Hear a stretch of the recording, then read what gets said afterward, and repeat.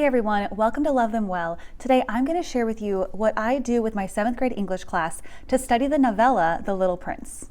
I love starting the year off with The Little Prince because it's simple but also very deep.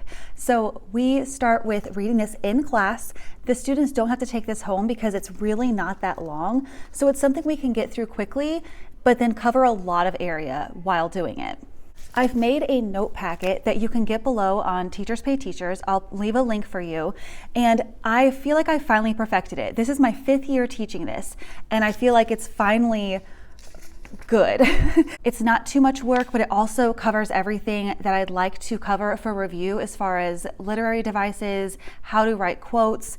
So there is a note page and then some quotes here that the students describe what their connection is to these quotes, and we call them epigrams, which are poetic observations about life. And then I have the students cite with MLA citation, and a lot of them I have to tell them this is not a suggestion, this is a requirement, that you have to cite any of your information that is quotes from the book with this here, and I give them an example of how it looks, and that's part of the grade for this project as they're reading the book. And a lot of this we do together.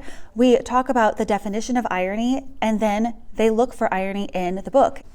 The Little Prince has a lot of illustrations, and the author, who is also the narrator, he's talking about how he's really not that great of an artist. So I tell the kids, it's okay to not do well, like put your best effort in, but it can be in pencil, just like the narrator in the story. We focus on metaphor, personification, simile, and imagery. And then we focus on symbols that are in the story, and I don't make them find the symbols. I give them what those symbols are that they need to be looking for. So we talk about the rose, the fox, the snake, and the stars. And I do have them pick a symbol for themselves, find a symbol in the book, draw a picture, and then tell us why that is a symbol in the story. This book is really big on allegories, so we talk about what is an allegory. And I actually introduce all of these things as we're doing it in the book with a whole presentation that I've put together that is everything about lit. Everything I know about literature for middle schoolers and high schoolers. It's a PowerPoint presentation. There's a note packet for the students, for the teacher, and all of this is also linked below. It is a package deal where you get all of it. My hope is that a lot of this is review, and then The Little Prince helps reinforce that, and now we can just build on that knowledge with every other novel that we do throughout the school year. But allegories are a big one. He goes to these different planets and he meets a king and a conceited man, and these people represent one thing about human nature. When we're finished reading, I have the students think of an allegory of their own and make their own planet. And the students draw the planet and then they write a chapter from the book. And it only has to be a page long because these chapters are not very long. It has to be in the voice of the chapter. That allegorical character then teaches something about life. So I've had students do, for example, like self-identity or self-consciousness. So the Little Prince goes to that planet and it's the planet of self-consciousness. And maybe a girl just has all of these dresses on, like layers and layers of these dresses, and she's very uncomfortable. And the Little Prince asks, why are you so uncomfortable? Why do you have all these dresses? And she said, because I just want to be perfect and I'm just worried about what people will think of me. And so they have this little conversation. The Little Prince leaves.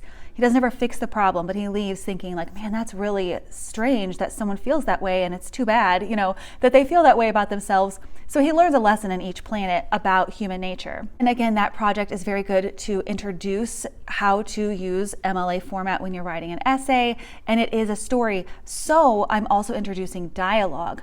So as much as students read, they don't always know how to just write dialogue. It's like they've never noticed before that every time someone new is talking, there's a new line. So that is something I actually printed off a copy of a page from The Little Prince, and we circled parts of the dialogue. So do you see that it says, I'm a geographer, comma, said the old gentleman, so that they can see where that punctuation is. And then they have to do that for their story.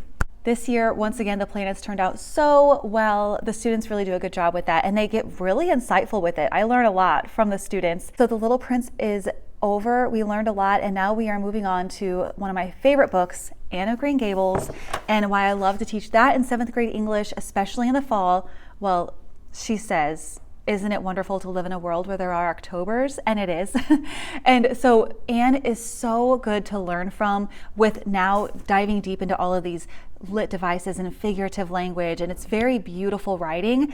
So the students are starting to read that now. It's going to be very fun. And I do have a video below of what we did last year to study Anne of Green Gables. I will link that. We had a tea party, we did a poetry share, we did nature journaling, and it's just a really fun way to study this novel, Anne of Green Gables. Okay, I'll see y'all next time. Bye.